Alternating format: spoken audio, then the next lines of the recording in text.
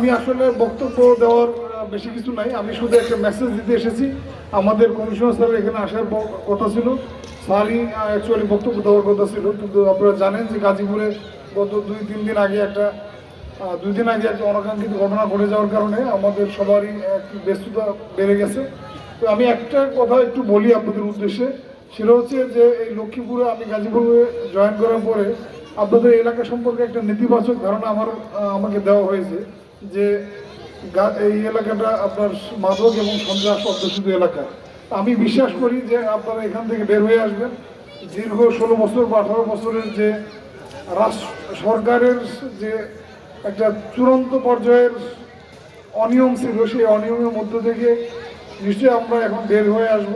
এবং অনিয়মের ফলে যেটা হয় যে সমাজের রন্ধ্রে রন্ধ্রে এই সমস্ত যে মাদকের যে বিষয়গুলো আছে বা ছিনতাইকারীর যে বিষয়গুলো আছে, সন্ত্রাসের যে বিষয়গুলো আছে, সেগুলো ওতপ্রোতভাবে সমাজের প্রত্যেকটা ঘরে এগুলো ঢুকে গিয়েছিল।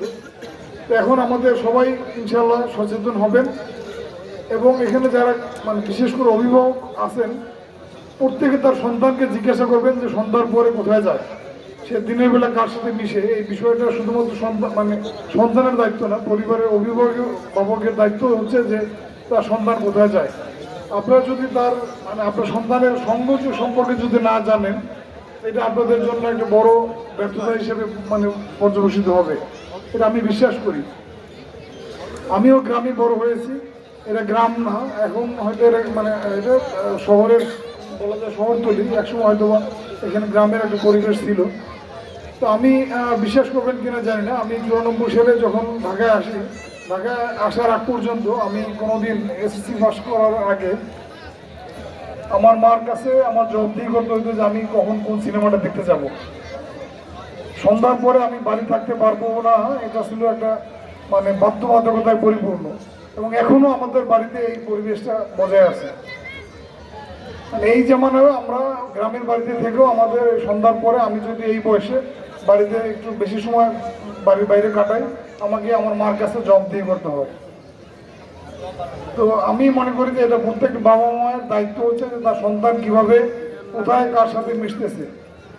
আর মাদক একটা পরিবারে যদি একজন থাকে মাদকাসক্ত, ওই পরিবার যত বিত্তশালী হোক না কেন, যত প্রভাবশালী হোক না কেন, ওই পরিবার ধ্বংস হওয়ার জন্য ওই একজন মাদকাসক্ত ব্যক্তি বা সন্তানই যথেষ্ট, বেশি লাগে না। সবার মাদকাসক্ত হওয়ার দরকার নেই। আপনি যত বড় বিত্তশালী হন না কেন, যত প্রভাবশালী হন না কেন, একজন সন্তান যদি আপনার ইয়াবা আসক্ত বা গাঁজা আসক্ত বা অন্যান্য কোনো নেশায় আসক্ত থাকে, তাহলে আর তাকে দিয়ে আর কোনো কিছু আপনার করানো সম্ভব না, এবং পরিবারটাকে ধ্বংস করার জন্য সেই যথেষ্ট। আপনার সন্তান এখন নতুন একটা ট্রেন্ড তৈরি হয়েছে যে ইয়াং ক্রেজ, সেটা হচ্ছে যে কিশোর গ্যাং। আপনার বাচ্চা কার সাথে মিশতেছে, কেন মিশতেছে, কোথায় গিয়ে মিশতেছে, কোথায় আড্ডা দিচ্ছে, এই বিষয়গুলো দেখার দায়িত্ব আপনাদের। এখানে যারা আমাদের ছোট বয়সী আছে, যারা আমারও তো ছেলে আছে, আমার 2টা ছেলে আছে, আমি ছেলের বাবা হিসেবে আমার দায়িত্ব হচ্ছে যে আমার ছেলে কার সাথে মিশতেছে এবং কতটুকু সময় তাদের সাথে মিশতেছে, তাদের কনভারসেশনগুলো কি, মোবাইলে কি কনভারসেশন আছে, এগুলো একটু মাঝে মাঝে পরীক্ষা করে দেখবেন, ছেলের অগোচরে বা সন্তানের অগোচরে।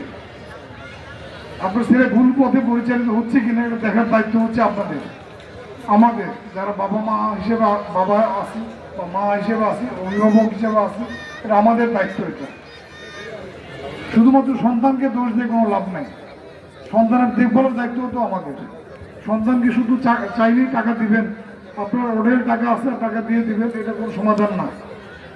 সন্তান সেই টাকা কি সৎ পথে খরচ করতেছে না অসৎ পথে খরচ করতেছে, ভালো কাজে খরচ করতেছে না খারাপ কাজে খরচ করতেছে, এটা দেখার দায়িত্ব আপনাদের,